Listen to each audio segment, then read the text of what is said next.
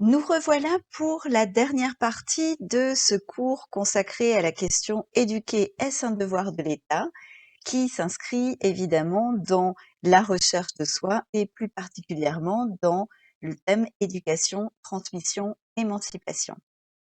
Vous aviez à réfléchir à un sujet d'essai. Le sujet, c'était le suivant: la littérature est souvent censurée par les gouvernements autoritaires. Pourquoi? Comme toujours, lorsque l'on est face à un sujet, on se livre en premier lieu à une analyse de ce sujet.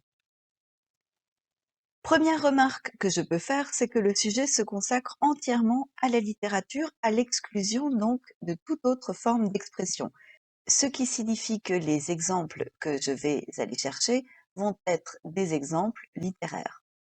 Deuxième chose, je m'interroge sur le terme censurer. Censurer, c'est interdire la diffusion d'une communication, qu'elle soit ou non artistique.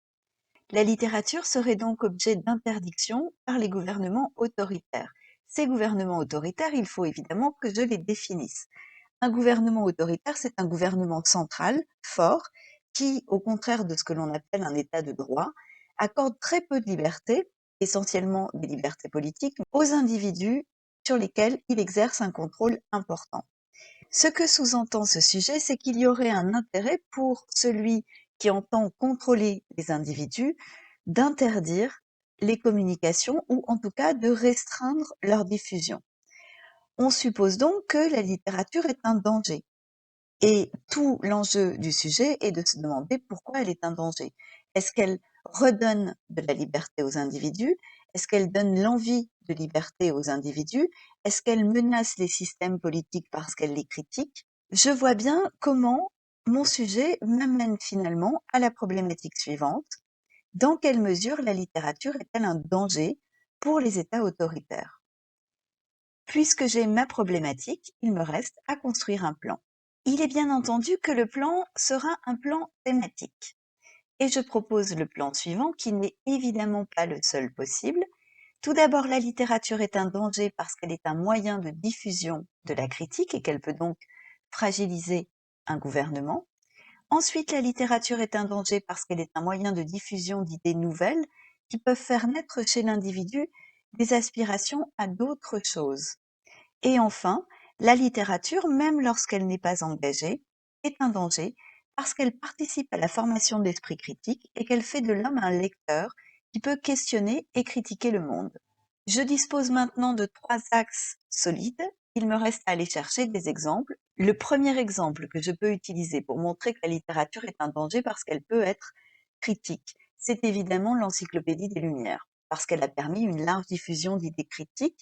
Et je pense en particulier aux articles de Voltaire qui s'en prennent à la religion, qui mettent en scène de façon monstrueuse les corps des saints que l'on s'échange, que l'on achète, que l'on vénère. Cette littérature qui critique l'existant amène finalement le lecteur à questionner la façon dont les choses se déroulent et on voit bien pourquoi c'est dangereux.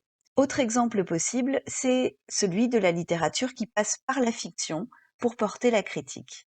Le recours à la métaphore, à l'image, facilite la compréhension et permet finalement de comprendre ce qui dysfonctionne dans un monde. Et vous pouvez évidemment faire référence à 1984 de George Orwell.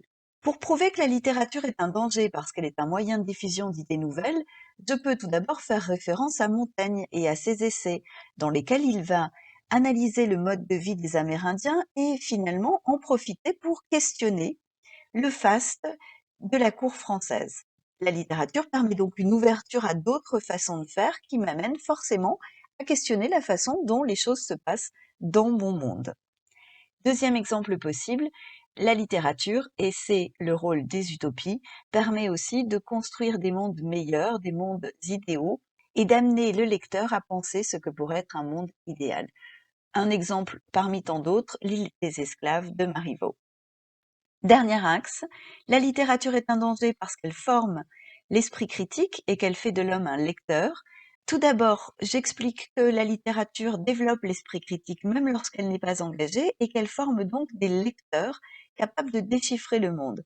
Et mon exemple, qui est un peu un pas de côté, c'est le cas de Belle dans le conte de Madame d'Aulnoy, La Belle et la Bête, dont on nous dit qu'elle est une lectrice et cette capacité qu'elle a à lire, c'est-à-dire à déchiffrer le monde, va faire en sorte qu'elle comprenne, qu'elle voit la beauté de l'être qui lui fait face, même lorsque celui-ci est monstrueux.